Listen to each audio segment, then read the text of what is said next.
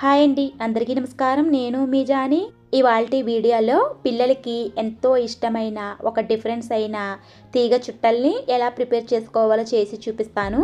పిల్లలు స్కూల్ నుంచి ఇంటికి రాగానే ఇలా చేసి పెట్టారంటే ఒకటికి బదులు 10 తినేస్తారండి. అంత బాగుంటాయి, హెల్దీ కూడా. ఈ టేస్టీ అయిన చుట్ట రేకుల్ని ఒక్క చుక్క ఆయిల్ వేయకుండా హెల్దీ లెవెల్లో ఎలా ప్రిపేర్ చేసుకోవాలో దీని ప్రాసెస్ ఏంటో లేట్ చేయకుండా చూసేద్దాం.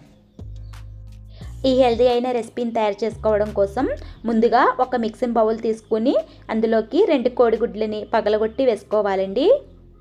ఇలా 2 కోడిగుడ్లని వేసుకున్నాక ఇందులోకి ఒక చిన్న గ్లాసుడు కాచి చల్లార్చిన పాలను వేసుకోవాలండి.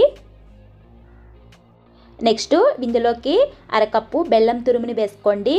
మంచి బెల్లం తీసుకోండి, మనకి మార్కెట్లో అవైలబుల్గా ఉంటాయి కదా, మంచి బెల్లాన్ని తీసుకోండి. బెల్లం బదులు పంచదార పౌడర్ అయినా వేసుకోవచ్చు. బెల్లాన్ని గడ్డలు లేకుండా మెత్తగా తురుముకోండి, అప్పుడే త్వరగా కరిగిపోతుంది. ఇప్పుడు ఒక స్పూన్ తీసుకుని బాగా మిక్స్ చేసేసుకోవాలండి. బెల్లం కరిగేలాగా కోడిగుడ్డు సొన పాలు బాగా కలిసేలాగా మిక్స్ చేసుకోవాలి.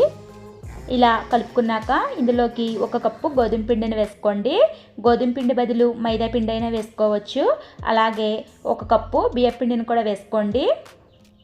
బియ్యం పిండి వేసుకోవడం వలన చుట్టరేకులు చాలా క్రిస్పీగా వస్తాయండి. ఇప్పుడు ఈ మిశ్రమాన్నంతా ఇస్బర్తోటి ఎక్కడ గడ్డలు లేకుండా సాఫ్ట్గా అయ్యే వరకు కలుపుకోవాలండి.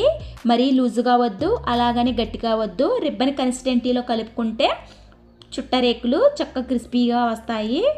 పిండిని ఎంత బాగా కలుపుకుంటే అంత బాగా వస్తాయండి, క్రిస్పీగా. నెక్స్ట్ ఇందులోకి చిటికెడు సాల్ట్, చిటికెడు పసుపుని వేసుకోండి. స్వీట్ రెసిపీల్లోకి ఏదైనా చిటికెడు సాల్ట్ వేయటం వల్ల చాలా టేస్టీ ఉంటాయండి. తప్పకుండా మీరు ట్రై చేసినప్పుడు స్వీట్ రెసిపీల్లో చిటికెడు సాల్ట్ వేయడం మట్టుకి మర్చిపోవద్దు. పసుపుని వేసుకోవడం వల్ల చుట్టరేకులకి మంచి కలర్ వస్తాయండి. కలర్ఫుల్గా ఉంటే పిల్లలు చాలా బాగా ఇష్టపడతారు కాబట్టి ఫుడ్ కలర్ వేయకుండా చిటికెడు పసుపు వేసుకోండి, కలర్ఫుల్గా చాలా బాగుంటాయి. పిండిని ఇలా సాఫ్ట్గా కలిపేసుకున్నాక ఇప్పుడు ఒక చిన్న గ్లాసుని తీసుకోండి. గ్లాసుని తీసుకుని గరిటెతోటి గ్లాసు నిండా పిండిని వేసుకోవాలి. నెక్స్ట్ ఒక బాటిల్స్ని తీసుకోండి. డ్రింక్ బాటిల్ కానీ వాటర్ బాటిల్ కానీ ఒక చిన్న సైజులో ఉన్నదాన్ని తీసుకోండి. తీసుకుని మూతకి ఇలా రౌండ్ షేప్లో హోల్స్ పెట్టుకోవాలి. ఇప్పుడు మనం ముందుగా గ్లాసులో పిండిని వేసుకున్నాం కదండి, ఆ పిండిని వాటర్ బాటిల్లో ఫుల్గా పోసుకుని మూత పెట్టుకోండి. గట్టిగా పెట్టేసుకోండి మూత. ఇలా రెడీ చేసేసుకోండి బాటిల్ని. ఇప్పుడు నెక్స్ట్ స్టవ్ మీద ఒక ప్యాన్ పెట్టుకోండి.